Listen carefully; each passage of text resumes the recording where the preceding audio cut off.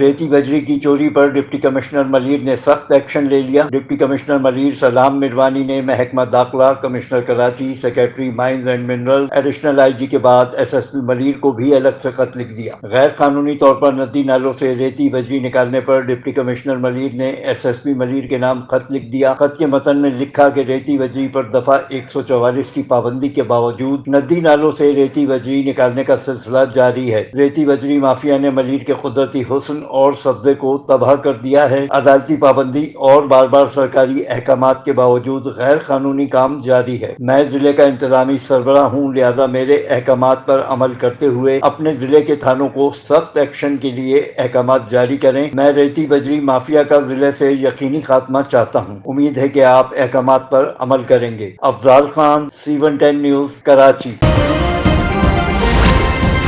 C110 news, خبر کی اصل خبر۔